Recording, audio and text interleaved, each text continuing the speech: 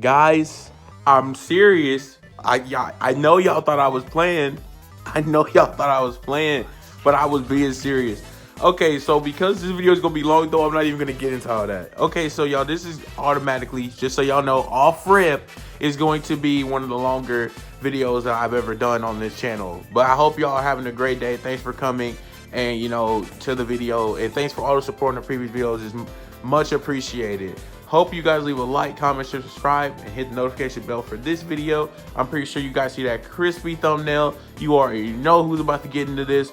We got Sailor Moon from the moon and Goku from the planet of the Saiyans, man. We got him on Prince Vegeta, you know what I'm saying? You know what I'm saying? But y'all, we got them together today, man, because I know I butchered the bro, it's Planet Vegeta. I don't know what I'm talking about. But anyway, so let's get into this right now. So y'all know that Sailor Moon and Goku have always been pitted against each other ever since like forever. So like I thought I would legitimately do this so people would know who truly wins, because I feel like this is pretty interesting overall. Now, obviously, if you haven't watched my previous videos, you may not know how I get this done, but the way I do this is I go over each character in their own individual section, and then I go on to then tell you who I think wins at the end based off the stats that I go over. Now, one of the reasons why this video will be much longer than the most of my videos is because I'm actually going to have to dive into some of the powers and abilities for these characters. It cannot just be straight up. Now, although Goku's part is a little bit easier when discussing Sailor Moon, that's actually more of her appeal, so I have to go into detail. Without further ado, let's get into this right about now. Okay, guys, so here we got Sailor Moon, pretty guardian of love and justice, and a sailor to Sailor Moon. In the name of the moon, I'll punish you. I'm pretty sure you guys are familiar with that if you ever see Sailor Moon. Sailor Moon's real name is Usagi Tsukino, is the reincarnation of the ancient princess of the solar system. For all you people that don't know anything about Sailor Moon, which I'm sure there are a lot of you out there that don't, her Princess Serenity, that is who she is a reincarnation of. And in the modern era is Sailor Moon, leader of the Sailor Senshuu, the guardians of the solar system. She is the bearer of the silver crystal, the ultimate force of creation and the cosmos, and battles the incarnations of chaos, the ultimate evil, who wish to... Okay, sorry about that, y'all. I got interrupted. But basically where I was going with that is who wish to claim the silver crystal to destroy the entire cosmos. She goes on to defeat chaos itself and become the ruler of the entire solar system. Neo Queen Serenity, so hearing, is an era of peace and immortality for all its people, which is just insane. Sailor Moon. So like, if y'all didn't know anything about Sailor Moon, I kind of just briefed you on everything. So like, this is like obviously spoilers. I probably should have said that before that in case you were gonna watch that one day, but I'm pretty sure at this point there is some such thing as spoilers for this. Y'all should have been watched this or know something about it. You can literally go watch Sailor Moon Crystal and it pretty much briefs you on everything you need to know. So her name is Usagi Tsukino. I'm not gonna call her, I'm gonna call her Sailor Moon.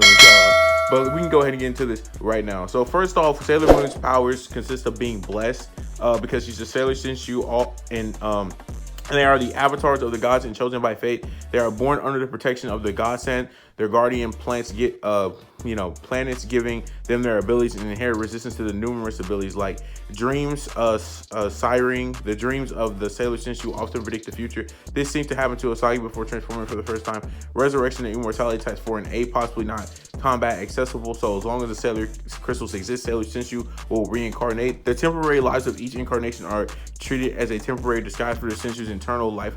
Cross reincarnations, possibly minor. Enhanced senses having advanced sensitivity and judgment abilities are a quantification to become a Sailor Senshuu. Possibly superhuman physical characteristics. Social influencing Sailor Senshuu are women born of incredible strength and beauty. Usagi's beauty and love can cause enemies to act subtly in attempting to fight her.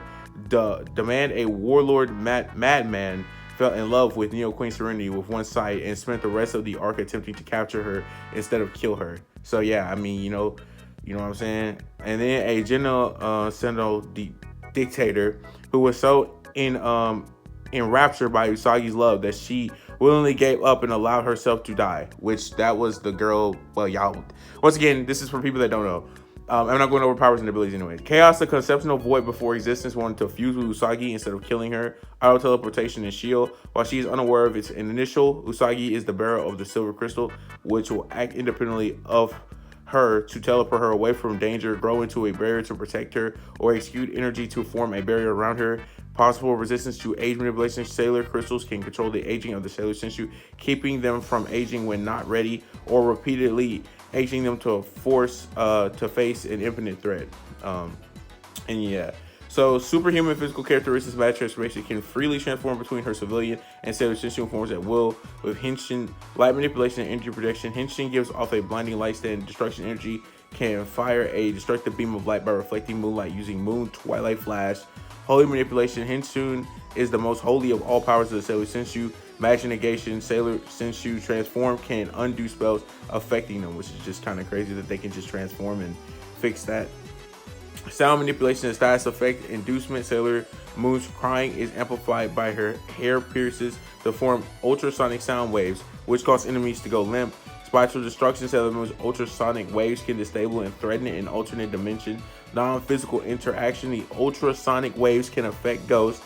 Sailor Sensu's attacks regularly hit spirits. Possible enchantment. Sailor V was able to imbue ordinary objects with magical powers. Sailor Moon may be capable of the same transmutation. Sailor Moon's Moon Tiara can transmute things to dust. Weapon mastery is proficient with using her hair ornaments as darts and her tiara as a boomerang. Healing and resurrection. After Zozai drained the energy of the people of Tokyo, Sailor Moon revived them back to life, which is just kind of insane to think that she did all that. Force field creation can create barriers, possible existence erasure. A generic energy blast from fully awoken Sailor Venus seemed to cause Bright to be erased. Immortality type 1, the power of the silver crystal ceases aging. Time manipulation, the appearance of the silver crystal caused time to start rewinding. This is shown to be literal with Mamoru's pocket, which literally turning backwards. Then we have stuff like, reality warping and wish granting. The silver crystal can create miraculous such as duplicating the holy grail, granting wishes, which literally I just said. And these are like I'm just going over the key ones. Enchantment and animation. Sailor Moon channeled her power through a kaleidoscope, granting it her power and granting it consciousness. Bro, like, what is this? Like, what is this? Like, what is this show, bro? And she has a bunch of other stuff, but I'm just gonna call it there. I'm just gonna say that's yeah, we're just gonna say that's good enough. We're gonna say that's good enough for her powers and abilities, man. I'm not going over like 50 million abilities, man, because I'll be sitting here for like 10 years because like she has like 50 million. All right, y'all. Now we got Goku's portion. My boy Son Goku. Son Goku, born his Saiyan name Kakarot, is the main protagonist of the series Dragon Ball. Along with Vegeta, is one of the last pure-blooded Saiyans. You guys know him, you love him, and all that great stuff. Now, the thing about Goku is, when you talk about Goku, you know what his main source of power is. Ki. And I'll go over the transformations really quick just to give Goku some synopsis. So Goku at first value can use Kaioken, which multiplies his power, speed, AP, and all that good stuff. And then you have where he has Super Saiyan, and then Super Saiyan 2, Super Saiyan 3, Super Saiyan God, and Super Saiyan Blue. He has Super Saiyan Blue Mastery, he has Ultra Instinct, and whatnot. So those are all Goku's transformations. I'll just go over all of them. And pretty much Goku's ki allows him to shoot ki blast. He uses a special technique called the Kamehameha Wave that allows him to, blow up things that are very large. But we'll get to that when we talk about his attack. Okay, sorry about that, y'all. Attack potency. Okay. Ultra Instinct. He has the instinctive reaction. Ultra Instinct allows Goku to react and perform without the need of thought. So yeah, I just thought I would mention that real quick. So basically, if somebody throws a punch at him, he'll automatically react, and he'll never... Basically, it's supposed to stop you from ever getting hit. But for Goku's portion, I think most of what I need to discuss about him will come out in the attack potency section anyway. So I don't really think it's that big of a deal for me to go over 50 abilities, which I don't even think are really just like that. I mean, outside of after image technique, instant transmission, and all that good stuff, there really isn't even that much to even discuss or even have relative meaning. So yeah, let's just go over attack potency. Goku at the very start of this is at least low multiversal level in his fight against Beerus, because Goku was starting to destroy the entire universe 7 macrocosm, which consists of multiple universal size realms separated by space-time, including the living universe, other world including heaven, hell, and the Kenshin realm, a dimension separate from the rest of the universe. Goku absorbed the Super Saiyan God power into his regular Super Saiyan form, and then later in base destroyed the energy ball that his Super Saiyan form could. Likely high multiversal level plus in the Daijinsu 4, the other world that Goku and Beerus were going to destroy is stated to transcend dimensions that cannot be perceived by the mortal world. With the raw strength of Beerus and other destroyers in the Chosen Shu. 4 also being stated to transcend dimensions. At least low multiversal level got significantly stronger after training with Whis to multiversal level with transformations. Even with Super Saiyan 3, he'd be 400 times stronger than before. Super Saiyan Blue is a Super Saiyan God who has become a Super Saiyan and greater multiplier than all his previous forms. Likely high multiversal level plus, at least multiversal level. During the University vs Universe 7 tournament, he could fight Hit in his base form, who completely overpowered Super Saiyan Blue Vegeta with very casual strikes and overpowered his time skip. Likely high multiversal level plus higher with transformations. Goku stack Kaioken times 10 on top of Super Saiyan Blue, making him at least thousands of times stronger than before. At least multiversal level, likely high multiversal level plus. During the Goku Black arc, Goku got numerous Zenkais after losing to Goku Black many times, far surpassing his previous arc self. Higher with transformation near the end of the arc. His Super Saiyan Blue form could kick down Merge Zamasu, who is many times more powerful than Goku Black he fought earlier. Later implied if he was healed up, he could have at least done something to Infinite Zamasu. Even after learning he merged with the timeline before the Tournament of Power, he could destroy his parallel world. At least multiversal level, likely high multiversal level plus. At the start of the tournament, Goku struggled to even land a strike on Jiren, even while stacking the Kaioken on top of the Super Saiyan Blue, who is stated to be the mightiest foe in Dragon Ball history. As the tournament went on, he got stronger and could fight Jiren better than he could before, making Jiren use even more power. Even while exhausted and heavily injured, he helped Frieza in 17 fight against Jiren. As a Super Saiyan alone Frieza, he managed to defeat Jiren. At least multiversal level, likely multiversal level plus, although that's not even really consistent. Then his Ultra Instinct Omen form hammered Jiren before it ran out of the time. Later in Master Ultra Instinct form, he significantly hammered Jiren and overpowered him at the end, and would have beaten him if the form didn't run out. At least multiversal level, likely multiversal level plus. Higher transformations could keep up with regular Broly and enraged Broly. Somewhat fought Super Saiyan Broly, but was overwhelmed. And then we have speed. At least MSTL plus, along with his power increase, Goku is far faster than before, likely infinite speed. Dragon Ball characters have shown to react to key explosions at the moment they occur, and Goku scales to Beerus, who reacted to and nullified the massive key ball that would have engulfed the infinite-sized universe in moments. Beerus somehow scales to Whis, who can cross to Zeno's heavenly realm in 2 days, which is a separate space from the 12 universes, so it's infinitely far away. At least massively FTL, likely infinite. Goku became far faster than before after training with Whis. At least MFTL plus, likely infinite. And yeah, that's pretty much all you're gonna get with Goku speed. Now, if you're wondering, no, this is not the manga version of Goku. No, this is literally the anime version. So, you know, it's only going up to the Broly fight. So yeah, I know a lot of y'all may be saying that's unfair, because but I mean, literally Sailor Moon's been done for like years now. So I mean, her story's been done manga and anime. So yeah, you can't really use that to, you know, wager out. But ultimately though, that's gonna be it for the Goku portion, and we're gonna get into who I actually think wins this. This should be kind of, you know, not necessarily easy, but it should be somewhere around there. Okay guys, so when we look at Sailor Moon and Goku in their entirety, it is a very interesting battle indeed. But low-key though, I would normally say that this battle is much more closer, but when you look at all the powers that Sailor Moon has, such as being able to rewind time, something that Goku has been able to counter and fight before, that is perfectly fine. But when you want to look at like when they're just talking about straight up power and speed, is a little bit of a little difference. For example, Goku is not consistently shown to be able to truly move at infinite speeds, while Sailor Moon, his opponent on the other hand, is on a completely different tier. She is being stated to move at immeasurable speeds because she is not slower than Black Lady, who quickly brought Demon and Sephiroth to the edge of space-time, something that is very impressive and equally maxes out at immeasurable speeds.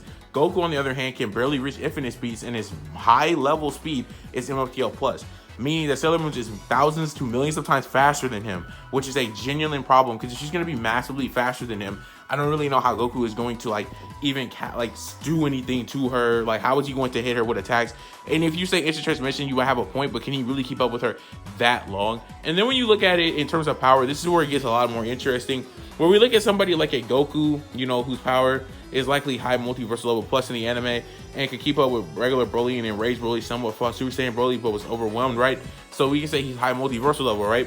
Well, when we go back and we look at somebody like, you know, Sailor Moon, you know, we look at her power, she ended up being complex multiversal level, which if you don't know is higher than high multiversal level. It means that Goku and Sailor Moon's powers are just like slightly separated. They're slightly separated. Sailor Moon is still stronger than Goku even to this day, which is just crazy, because when most of these battles were happening, they were back when she was this strong and Goku was like freaking like star level or galaxy level, like back in like Super Saiyan.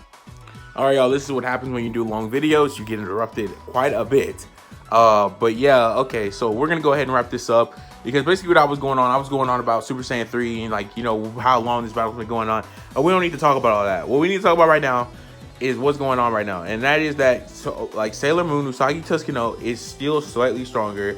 After absorbing the Line Battle power, Usagi destroyed Chaos with a single burst, reducing it to infinite small without intending to. She didn't even intend to infinite small without intending to. She didn't even intend to do that. What that basically means is she pretty much destroyed something that was infinite in power, in size, and all that, without even intending to do it. And she did it with a single burst of her power. Yeah, so that's complex multiversal level by far.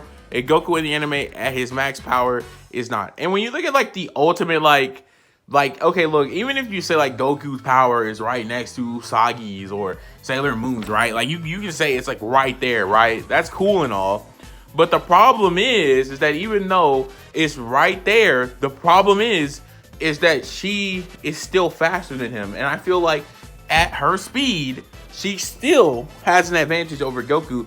If you're gonna tell me Sailor Moon's gonna move at immeasurable speeds, you're gonna tell me Goku is gonna move at literal like MLTL plus speeds, which is like, you know, pretty good. I mean, that's incredible, but it's not immeasurable. Immeasurable is like millions to hundreds of thousands times faster than him.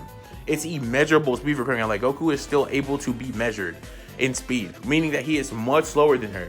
And when you look at all his powers and abilities, such as Destructo Disc, landmines, instant transmission is the only one that can even help him with that. And it's not like that would even help him, because Goku has to get a key signature, which although albeit if a key signature is all he needs, you can make an argument that if it's cross-verse, yeah, maybe there's a key signature going on. But right now, even if it's cross-verse, he has a key signature, and I say he has his transmission, he is still being outclassed moves over 100,000 of times. And with the slight power difference in power, I mean, it's still massively different. Like, I mean, it's like 10,000 to 5,000 times stronger than him still being complex multiversal. And the fact that it takes like literally one burst of her power to even destroy something that's infinite in like power and speed and whatnot, and she has the speed advantage, you're not telling me that she can't do that to Goku. And so that's why I think Sailor Moon, even after all this time, after all these years, still beats Goku. If you guys did enjoy this video, please sure leave a like, comment, share, subscribe, hit the notification bell to be informed about new videos whenever we upload. Thanks for all the recent support y'all been giving. Thanks for all the support you've given all time. And I can never say this enough. I'll never be able to say this enough. Thank y'all, and I will see y'all in the next video. Dang, Sailor Moon still beats Goku. That's crazy, but shout out to Sailor Moon. I mess with both characters, so yeah. Thank y'all, and have a nice day.